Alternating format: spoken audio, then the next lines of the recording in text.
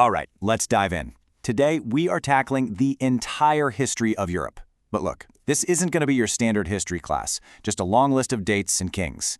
Instead, we're going to tell this story for what it really is, a constant, epic struggle, like a giant pendulum swinging back and forth between two hugely powerful ideas, unity and division. I mean, that's the real question, isn't it? That's the mystery we're digging into. Think about it.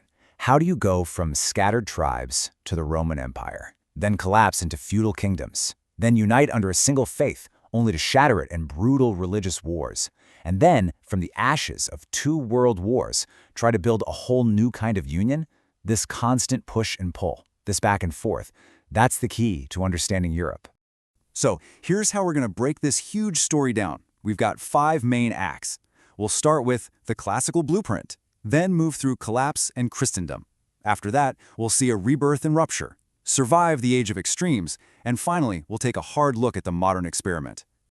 Okay, let's start at the beginning. Our story kicks off with the very first big swing towards unity. It's right here, in the classical world of Greece and Rome, where the whole idea of a unified Europe, a shared cultural and political space, is even born. You can think of it like a 2-act play. First up, the Greeks. City-states like Athens gave us the foundational software for Western civilization. Things like democracy, philosophy, drama, science. Then you have Alexander the Great, who basically exported that Greek culture all over the known world. But it was Rome that built the hardware. They started as this tiny republic and just grew and grew until they built this colossal empire that unified most of the continent under one law, one government, and an absolutely incredible network of roads. And this slide right here perfectly shows that first great swing of our pendulum. On the left, you've got the Pax Romana, the Roman peace. It was this long period of relative stability, with common laws, a shared language for the elite, and thriving, connected cities like London and Paris. But then, on the right, you see what happened after Rome collapsed. A totally shattered continent, a patchwork of warring kingdoms, where life became super localized and frankly, pretty dangerous. The dream of unity was completely lost. But, out of the ashes of that collapse, something new began to grow. A completely different kind of unifying force started to emerge. This one wasn't based on legions and emperors. It was based on faith, and it slowly began to stitch the broken pieces of Europe back together. So what did that fragmentation actually look like? Well, basically waves of Germanic peoples who were once held back by the Roman legions just swept across the old borders. The Franks moved into Gaul, which would eventually become France. The Visigoths took Spain. The Angles and Saxons sailed over to Britain. That old unified Roman map was just torn up and replaced by this messy patchwork of tribal kingdoms. But here's the crucial part. Amidst all that chaos, one institution managed to bridge the old world and the new. While the empire was falling apart, the Christian church didn't just survive, it actually thrived. It became the keeper of knowledge, preserving literacy and bits of Roman law. But most importantly, it gave all these new, different kingdoms a brand new shared identity, Christendom. Now, this new world needed a way to organize itself, and that system is what we call feudalism.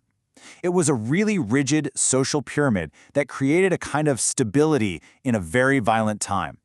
You basically had 3 groups: the clergy at the top who prayed, the nobles and knights who did the fighting, and then pretty much everyone else, the peasants, who worked the land in exchange for protection. It was a very different kind of order, but it was an order. And then, for one brief, shining moment, the pendulum swung hard back towards political unity. On Christmas Day in the year 800, this powerful Frankish king, Charlemagne, is crowned Emperor of the Romans. His empire was huge, the biggest Europe had seen since Rome fell, and it was a very conscious attempt to bring back that old imperial glory. Now, it fell apart after he died, but the dream, the idea of a unified Christian empire, would haunt Europe for centuries to come. All right, in our next act, we see this incredible intellectual and cultural awakening that sweeps across Europe, creating a shared culture among the educated. But, and here's the great irony, the very ideas that united all these artists and thinkers would end up completely shattering the most powerful institution on the continent. You have to imagine, after the unimaginable catastrophe of the Black Death, which may have wiped out a third of Europe's population, something incredible happened. In the wealthy cities of Italy, this rebirth of art and learning exploded onto the scene. We call it the Renaissance. It was all about looking back to the glories of ancient Greece and Rome, and it created this incredible shared cultural movement that spread from Italy all across Europe. And what poured gasoline on this fire? A revolutionary new technology, the printing press. For the first time in human history, information could be copied and spread on a massive scale. It was the internet of its day, and all this new access to knowledge encouraged people to question, well, everything, including the central authority in their lives, the church. And all that questioning leads directly to this, the Protestant Reformation. In 1517, a German monk named Martin Luther basically nailed a list of complaints to a church door, challenging the authority of the Catholic Church. And thanks to the printing press, his ideas went viral. The result? Christendom was split right in two. The north of Europe went mostly Protestant, the south stayed Catholic. And this wasn't just some friendly debate. It led to a century of absolutely horrific religious wars that tore the continent to pieces. The pendulum had swung violently back to division. So, this brings us to the modern era, an age of unbelievable progress and, at the same time, unparalleled destruction. In this period, the pendulum just goes wild, swinging faster and more violently than ever before, powered by new technologies, new ideas like nationalism, and the absolute horror of industrial-scale war. The engine for all this change was, of course, the Industrial Revolution. It kicks off in Britain with game-changing inventions like the steam engine, which leads to mass production in giant factories. This completely reshaped society. It pulled millions of people from the countryside into crowded, often miserable cities, and it created vast new fortunes. But it also created deep, new social divisions between the wealthy factory owners and a huge, often exploited working class. And when you take that new industrial power and combine it with the intense nationalism that was boiling up, you get the ultimate, most horrifying expression of division. The two world wars were just a terrifying escalation. We're talking about 20 million casualties in the First War, which then balloons to over 70 million in the Second.